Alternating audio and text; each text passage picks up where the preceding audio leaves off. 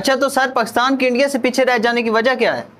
جی شہباز، پاکستان کا جو ہے نا پیچھے رہ جانے کی وجہ پہ ایک میں نے بڑی ریسرچ کی ہے،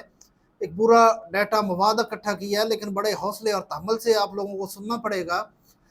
پاکستان انڈیا سے پیچھے رہا ہے، اس کی سب سے بڑی جو وجہ ہے، ہم لوگ پاکستانی امریت، جمہوریت، اپوزیشن اور حکومت میں پھنس کے رہ گئے ہیں۔ ان کی آپس میں جنگ ختم نہیں ہو رہی اور پاکستان جو ہے وہ پس رہا ہے۔ انڈیا چاند پر پہنچنے والی چوتھی بڑی طاقت اور چاند کے ساؤتھ پول پر پہنچنے والی پہلی بڑی طاقت بن چکا ہے۔ پاکستان نے یہ خلائی پروگرام انڈیا سے 8 سال پہلے شروع کیا۔ نوبل انعام یافتہ سائنسدان ڈاکٹر عبدالسلام کی سربراہی میں 1961 میں پاکستان میں خلائی تحقیقاتی پروگرام کا ایک ادارہ سپارکو بنایا گیا، لیکن بھارت میں ISRO کا قیام پاکستان سے 8 سال بعد 1969 میں عمل میں لایا گیا۔ 1962 میں جب بھارت میں خلائی پروگرام کے بانی وکرم سارا بھائی کی قیادت میں national committee of space research قائم ہو رہی تھی، اس وقت پاکستان کے اندر مارشل لا چل رہا تھا۔ 1963 میں جب بھارت اپر ایٹماسفیئر پریشر جانچنے کے لیے پہلا راکٹ خلا میں چھوڑ رہا تھا، پاکستان میں اس وقت مادر ملت فاطمہ جناح کو غدار قرار دیا جا رہا تھا اور خاتون کی حکمرانی کے خلاف فتوے جاری کیے جا رہے تھے۔ 1969 میں جب بھارت میں انڈین سپیس ریسرچ آرگنائزیشن کا قیام عمل میں لایا جا رہا تھا، اس وقت بھی پاکستان میں مارشل لا چل رہا تھا۔ جس سال بھارت میں ڈیزائن ہونے والا پہلا سیٹلائٹ آریہ بھاٹا روس سے لانچ کیا جا رہا تھا، اسی سال ڈاکٹر عبدالاسلام آئین میں غیر مسلم قرار دینے پر احتجاجاً یہ ملک چھوڑ کر جا رہے تھے۔ 1977 میں جب بھارت پہلا ٹیلی کمیونیکیشن سیٹلائٹ بنا چکا تھا، پاکستان میں اس وقت تیسرا مارشل لا لگ چکا تھا۔ 1979 میں جب بھارت ہائیڈرالوجی فارسٹ اور اوشنوگرافی کا تجزیہ کرنے کے لیے پہلا ریموٹ سینسنگ سیٹلائٹ بھاسکرا 1 لانچ کر رہا تھا، اسی وقت پاکستان میں حدود آرڈیننس کا نفاذ ہو رہا تھا اور ذوالفقار علی بھٹو کو پھانسی دی جا رہی تھی، اور اسی وقت ہم افغانستان میں ایک پرائی جنگ کے لیے خود کو پیش کر رہے تھے، بلکہ خود کو کرائے پر بیچ رہے تھے۔ 1981 میں جب بھارت روہنی سیٹلائٹ RSD-1 کو کامیابی کے ساتھ مدار میں بھیج رہا تھا، اس وقت پاکستان میں متفقہ آئین 1973 کے بدلے میں پرووینل کانسٹیٹیوشنل آرڈر لایا جا رہا تھا۔ 1984 میں جب راکیش شرما سیوز T-11 کو خلا میں لے جا کر پہلے بھارتی خلا باز ہونے کا اعزاز اپنے نام کر رہے تھے، اسی وقت پاکستان کے 2 بڑے شہروں کراچی اور حیدرآباد میں الطاف حسین اور عظیم احمد طارق پاکستان کی بنیادوں کو ہلانے کے لیے MQM کی بنیاد رکھ رہے تھے۔ 1988 میں جب بھارت پہلی remote sensing satellite IRS-1A launch کر رہا تھا، اس وقت پاکستان کے اندر حکومتوں میں شدید قسم کے جھگڑے چل رہے تھے اور جنیجو حکومت کا خاتمہ کیا جا رہا تھا۔ جب بھارت کی ریموٹ سینسنگ سیٹلائٹ IRS-1A خلا میں اوپر کی جانب جا رہی تھی، اسی وقت جنرل ضیاء الحق صاحب کا طیارہ تباہ ہونے کے بعد نیچے زمین کی طرف آ رہا تھا۔ 1991 میں جب بھارت اپنی دوسری ریموٹ سینسنگ سیٹلائٹ IRS-1B خلا میں لانچ کر رہا تھا، اس وقت پاکستان میں سب کا فوکس محترمہ بے نظیر بھٹو کی حکومت کے خاتمے پر تھا۔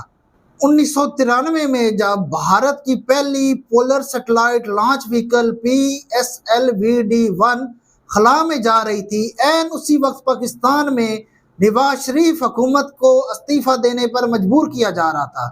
1999 میں جب بھارت اپنی دوسری polar satellite launch vehicle PSLV-C2 کے ذریعے 3 سیٹلائٹ IRSP-4 کٹ سیٹ اور DLR ٹب سیٹ مدار میں چھوڑ رہا تھا، اس وقت پاکستان میں نواز شریف کے حکم کے عین مطابق جنرل پرویز مشرف کے طیارے کو پاکستان کی ہی حدود میں لینڈ ہونے کی اجازت نہیں دی جا رہی تھی، اور اسی سال پاکستان میں نواز شریف کی حکومت کا خاتمہ کر کے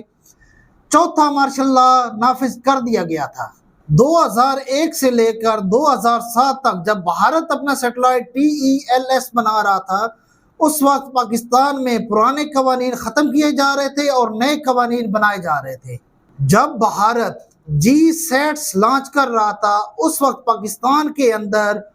ज़फ़रुल्लाह खान जमाली, चौधरी शुजात हुसैन और शौकत अजीज़ अपनी अपनी कुर्सियों को एंजॉय कर रहे थे। जब भारत की जानब से कार्टोसैट्स को खला में भिजवाया जा रहा था, ऐन उसी वक्त पाकिस्तान के हाज़िर वक्त चीफ जस्टिस इफ्तिखार चौधरी को उनके घर भिजवाया जा रहा था। जब इंडिया EDUSATs को खला में रवाना कर रहा था, उस वक्त हम इस्लामाबाद में लाल मस्जिद के तनाज़े में बुरी तरह उलझे हुए थे। जब भारत INSAT नामी सैटेलाइट को खला में रवाना कर रहा था पाकिस्तान में, उस वक्त मोहतरमा बेनज़ीर भुट्टो को शहीद करने की साजिशें की जा रही थी और बिल आखिर शहीद कर भी दिया गया।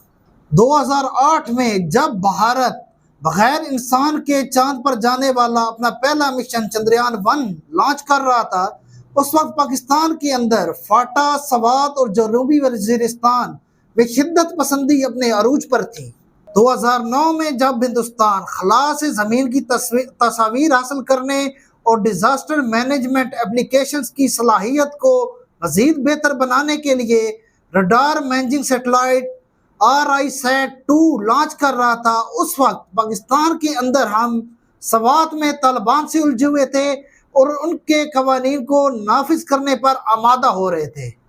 2011 में जब भारत RISAT-1 के फॉलो अप के लिए 18वीं रिमोट सेंसिंग सैटेलाइट बना रहा था, उस वक्त पाकिस्तान के अंदर हम एबटाबाद में उसामा बिन लादेन के खिलाफ ऑपरेशन में पूरी तौर पर मसरूफ़ थे। 2012 में जब भारत अपना पहला dedicated navigational satellite IRNSS-1 launch कर रहा था, ऐन उसी वक्त पाकिस्तान के अंदर यूसुफ रज़ा गलानी साहब को नाअहल करार दिया जा रहा था। इसी साल जब भारत PSLV-C-25 के ज़रिए मरीख पर जाने के लिए पर तोल रहा था, पाकिस्तान के अंदर कराची बल्दिया फैक्ट्री में 400 लोग जिंदा जलकर तड़प कर मर रहे थे, जिन्हें आज तक इंसाफ ना मिल सका। 2014 में जब भारत चंद्रयान-2 बनाने में मसरूफ था, उस वक्त पाकिस्तान में बड़े पैमाने पर धरने दिए जा रहे थे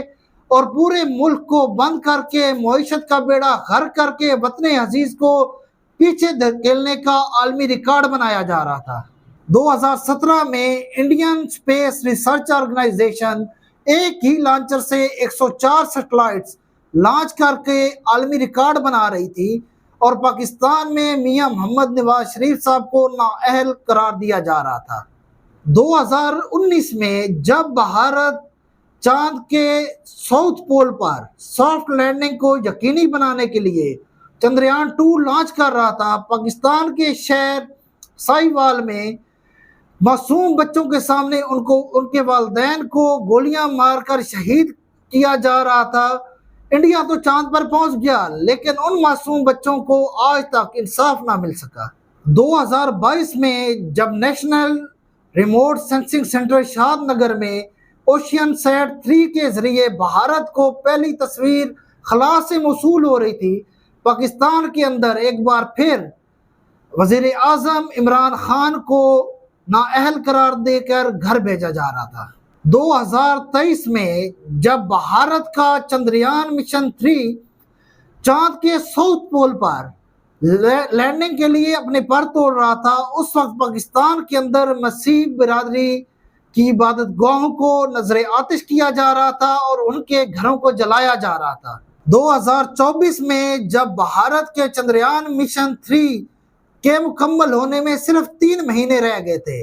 उस वक्त पाकिस्तान के अंदर सादा लो अवाम का ब्रेन वॉश करके फौज के खिलाफ किया जा रहा था और उनके जरिए फौज के और सरकारी अमलाक को नुकसान पहुंचाया जा रहा था। और आज जब भारत चांद पर पहुंच चुका है, तो हम अपने गले में IMF का पट्टा डालकर इंतहाई बेबसी से دو وقت کی روٹی کا سوچ رہے ہیں۔ آج بھی ہم امریت، جمہوریت، اپوزیشن اور حکومت کی لڑائی میں پس رہے ہیں، اور یہ چکی ہمیں ہمیشہ پیستی رہے گی، اور ہمارا مسئلہ ہمیشہ روٹی، کپڑا اور مکان رہے گا۔